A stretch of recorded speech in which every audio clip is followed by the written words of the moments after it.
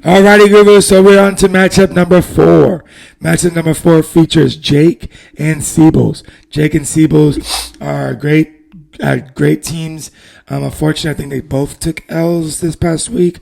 I know Jake did. I didn't see if Siebels did. By the way, I think I went 1-5 on my predictions this past week, so I gotta do better on that. And I promise you that I don't try to make my opponent seem like he's better just to make my anyway. I honestly kind of shoot you guys straight on this. So I just got predicting, I guess. But matchup number 4, Jake and Siebels. Listen, Patrick Mahomes is Patrick Mahomes in real life. He's the mini GOAT. He is going to be a baller in real life. MVP talks all the time, taking his team to the Super Bowl or at least the conference championship all the time.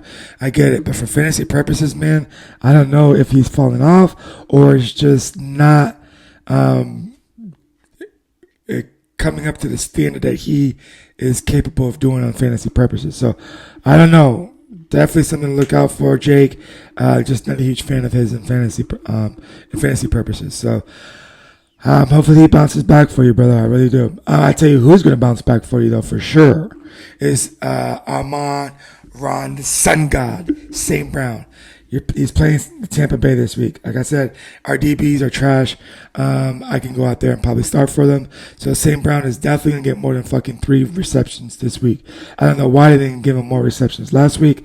I feel good about it, though, because you were facing me, and I'm okay with that. But this week, he's going to get like 15, 10, 12 targets this week. I mean, 2 or 3 touchdowns. I'm not going to be surprised at that either. So the guy is going to probably end up being wide receiver 1 this week. He has the possibility. Him and Cooper Kupp can definitely have those type numbers this week. I just love St. Brown this week in fantasy. I'm streaming him in all of my weekly fantasy betting streams. I just want all parts of St. Brown this week. So Fergie, though. Ferguson. I call Ferguson Fergie. We're on a nickname basis, you know what I'm saying? Jake and I. But anyway, Jake Ferguson, a.k.a. Fergie. That injury is crucial, man. That injury, I don't know how serious it is, though. I don't know if it's going to take a lot of time off of him. But, man, him being out is huge in real life and in fantasy. So we got to figure out how to substitute for him or substitute his production somehow, because he's going to be missed on Jake's lineup. So Jonathan Taylor, though, looked good. I think Indianapolis looked good in general. I think JT is a top 3, top 5 running back, and as long as he's healthy, he will continue to produce quietly as well, by the way. He's not getting the exposure that Saquon, Bijan, and Brees is getting. He's just doing his thing. And I like that. So keep it up, JT. Keep it up for Jake. Jake's going to be good this week and fine for weeks to come, for sure. Siebels, though, trading Marvin Harrison Jr. was definitely a surprise trade for me. I did not see that coming, but the Eaganator strikes again. Egan is a great trader and is always willing to make some trades, so that's good. Sorry, I'm adjusting this. I'm trying to figure out what's the best way to do this. But I was just surprised because Siebels had Kyler Murray, and I truly thought that 1-2 punch can go down in history. But I guess he saw something that he didn't like. And getting Worthy, I believe he got Worthy in return for him. It was an interesting payout on that. I like Worthy. I think Rashid Rice is the man in Kansas City. I like what they're doing with Worthy. I like how they're using him. But is he a gadget player, though? I mean, I don't know. So, Siebels is a Kansas City fan, so maybe he knows something that we don't. I just like Marvin Harrison Jr., so I don't know.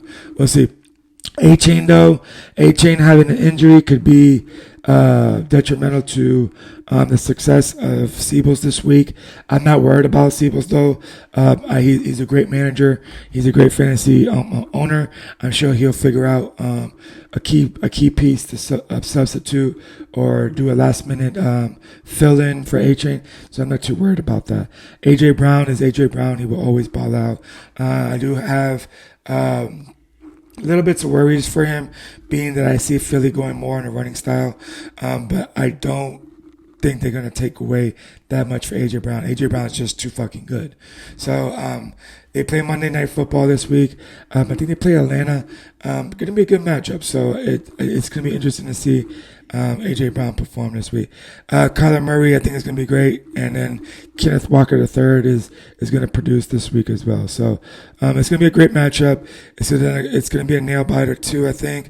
But Siebels comes out 132-122 over Jake. 132. Siebels over Jake 122. On to the next matchup.